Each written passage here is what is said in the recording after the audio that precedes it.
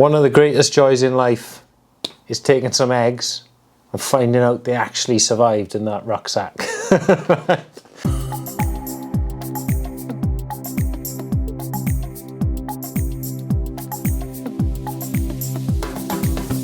Question I seem to see coming up all the time is, what sort of food do I take camping?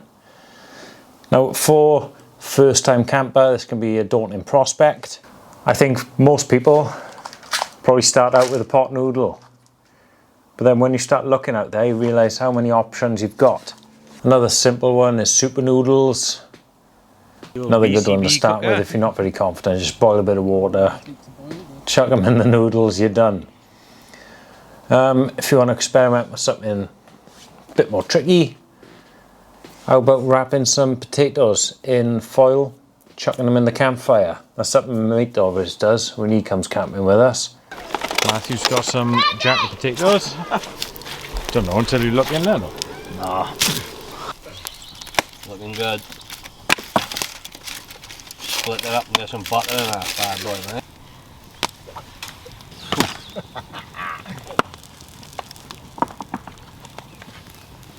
Oh, that's the one.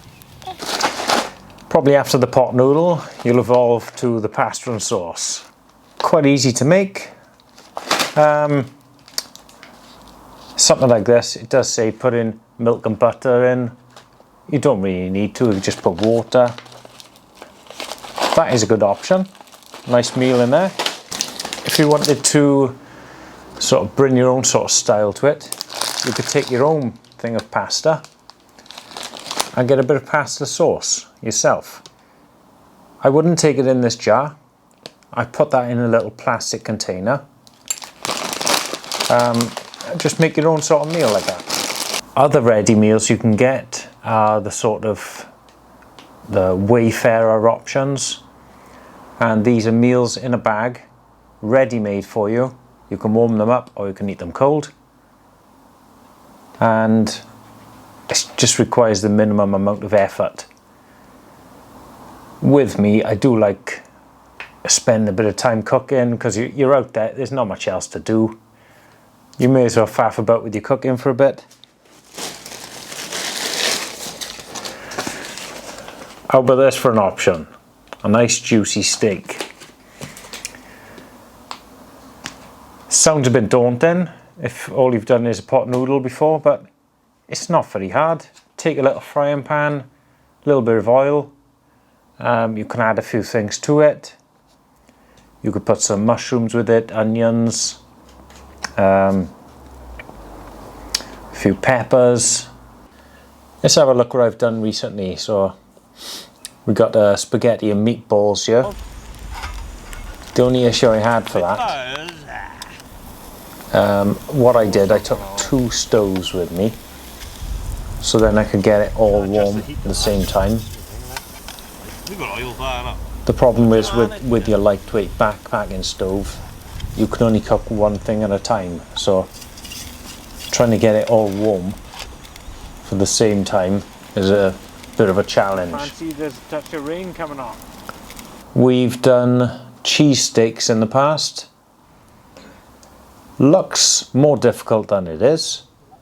The only thing you need to do is cook up that steak, chop it up in a lot of small bits, get a roll, fill that, put some cheese on the top. That's a proper Philly cheese. You could add some onions to it, a bit of hot sauce. But that is a nice filling, easy one, nice stodgy one. What a surprise. Look at the chicken, look at the chicken.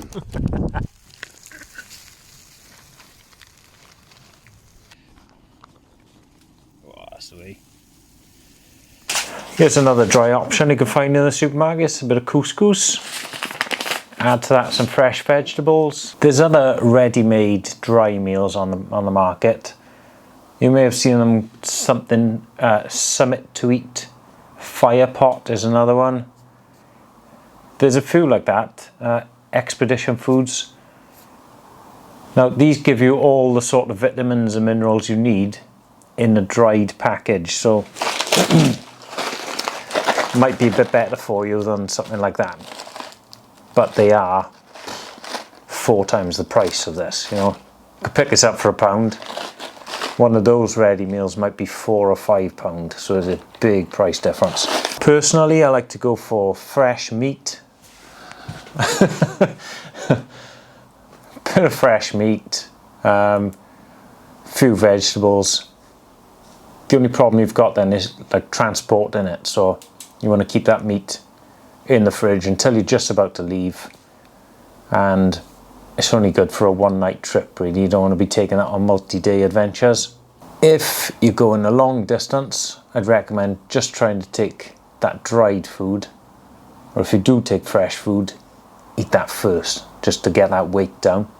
One other thing you'll see people using is army rations. Now technically you're not allowed to buy these, you're not allowed to own them.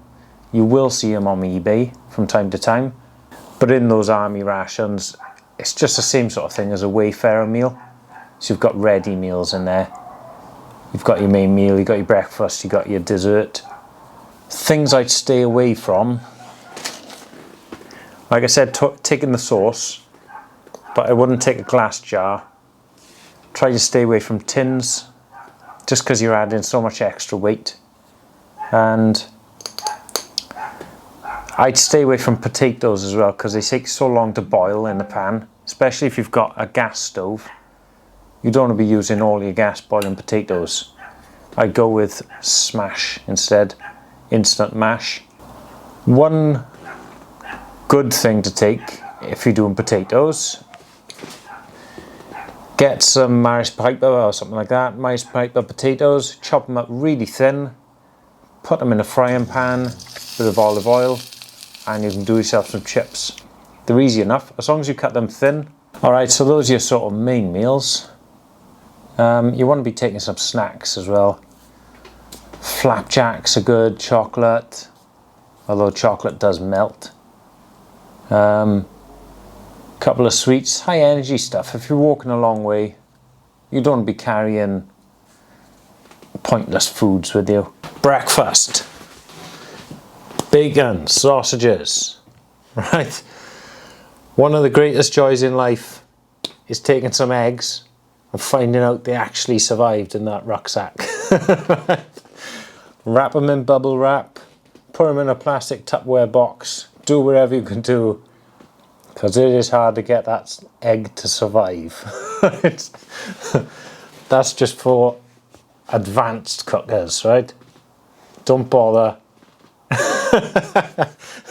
Don't take an egg on a first outing. So what is your go-to camping food? Chuck it in the comments below, and let's see who's the most experimental of the bunch. Alright, catch you back soon when you can see me actually out cooking something.